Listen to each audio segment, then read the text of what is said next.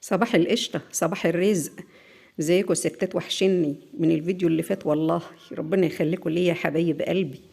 واحدة بعتالي في الكومنتات بتقول لي قولي لي على نصيحة يا حنون، اعمل ايه مع الراجل جوزي ده؟ بقول لها خير فيه ايه يا اختي؟ قامت قالت لي ايه؟ قالت له الراجل كل ما اقول له على نعمل حاجه في بيتنا، نبيض الشقه، نجيب هدوم للعيال، اغير التلاجة، اجيب غساله اوتوماتيك، يقول لي ايه طيب استني لما اسال اختي. تسال اختك؟ وتسال اختك ليه؟ مش دي حياتنا؟ مال اختك بحياتنا؟ يقول لها لا انا ما بتصرفش في حاجه الا لما باخد رايها الاول، لما اقول لها الاول واللي هي هتقوله هعمله. لما اقول لاختي طب تعالى نجيب لي هدوم للعيال، لما اقول لاختي طب تعالى اما نروح مش عارفه ايه، نغير جو ولا نصيف يومين احنا والعيال، طب لما اقول لاختي. الله، هو في ايه يا راجل انت؟ قلت لها وبعدين وانت ساكته على كده بقالك مده بقى وجايه تشتكي النهارده؟ قالت ده الكلام ده من زمان بقاله سنين.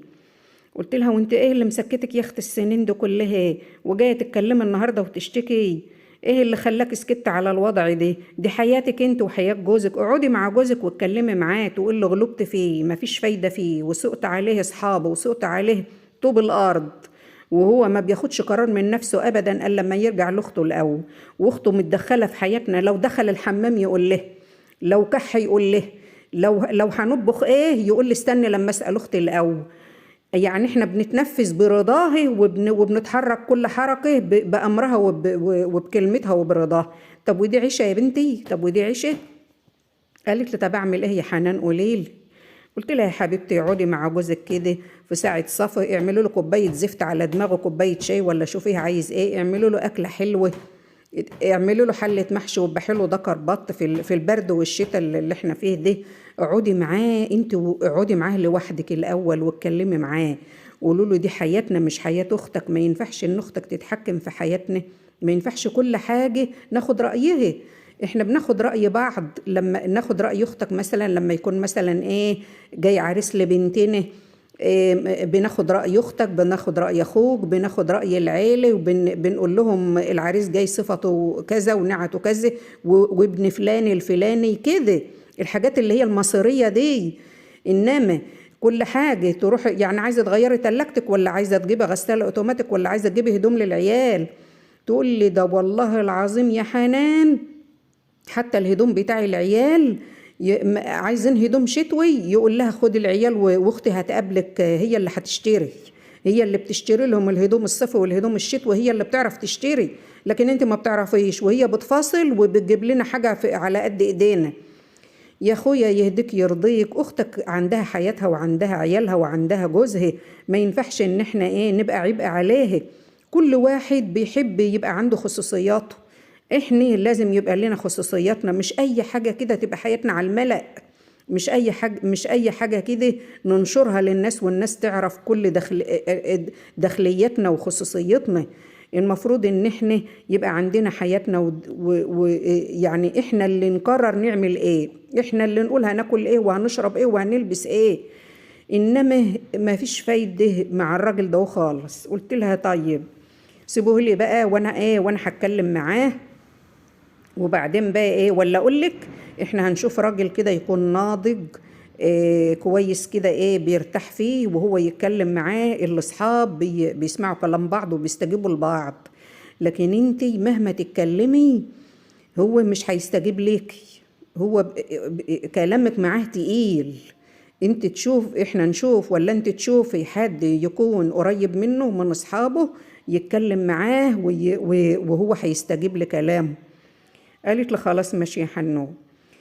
طيب في كومنت بقى جالي واحد داخل على فيديو من فيديوهاتي بيقول لي ايه، انا عايز مراتي تشكمني، انا اساسا شخصيتي قويه وانا السيد في بيتي.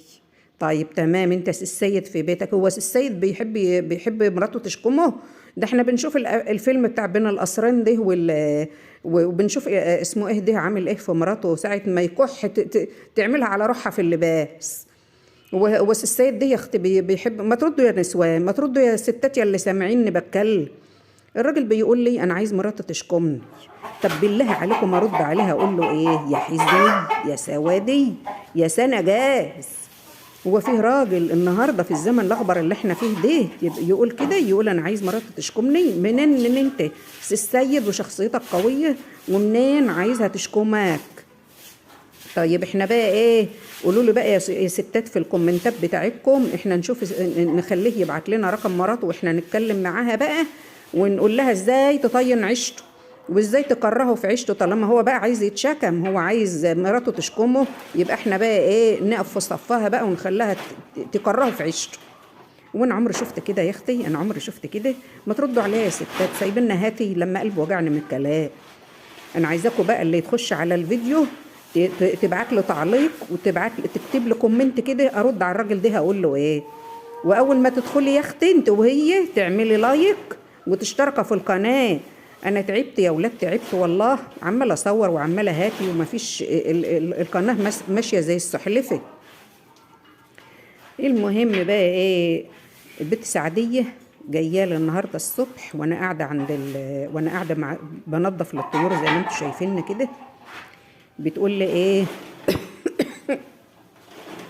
انت هتطبخي ايه يا حنان؟ قلت لها انا مانيش طابخه حاجه، الجو برد يا بت، هو فيه حد بيطبخ في البرد ده؟ الناس كلها قاعده تحت البطاطين ومتكلفته. قالت لي لا انا عايزه اكل شوربه عدس. قلت لها يا سنه جاز يا بت، ما انا اتحايلت عليك امبارح، انت اللي قلت انا عايزه بط ومحشي، حتى اتحايلت عليك تروحي تجيبي لي دكر بط من عندك، ما رضيتيش يا معفن. قالت لي لا لما تعملي عدس ابقي ابعتي لي طبق. قلت لها طيب ربنا يسهل. وانت عاملاه يا اختي مع جوزك؟ قالت لي جوز النيله والسواد قطعوا الرجاله وقطعوا سنينهم. قلت لها قطعت انت يا بيت؟ قطعت انت؟ ده الرجاله دولت نعمه ولا يكرههم يعمه؟ دول الرجاله دول يا بت زي الخزين في البيت. اوعي يا بت تقول الكلمه دي تاني، ده انت تروحي كده تحب على رجله وتقولوا له ده انت نعمه ولا يكرهك يعمه؟ ده انت سيدي وتجراس. هو احنا من غيرهم يا بت نسوي ولا احنا لينا 30 لازمه؟ ده الناس بيحترمونا علشانهم، بيقولوا دي مرات فلان، ما بيقولوش دي فلاني، لا بيقولوا دي مرات فلان. يا هبله انت يا بت انصحي لنفسك كده وعيشي، وحاجه على بيتك وحاجه على اولادك. يخرب بيتك، وانا كل يوم هقرفكي؟ ارحميني بقى، الجو برد وانا قاعده متكتكه. وبعدين بقى المهم ايه؟ قالت لي طيب ومشيت. واني قلت بقى اما انزل بعد ما نظفت للطيور، نزلت لقيت الشجر بتاعنا اللي فيه الفل ده فيه بعض واحده كده، قعدت اقطع فيه. وبعدين بحب ريحه الفل قوي يا جماعه، بيبقى جميل قوي. وفطكم بعافيه، ويا رب يخليكم ليا، واشوفكم على خير في فيديو جديد ان شاء الله.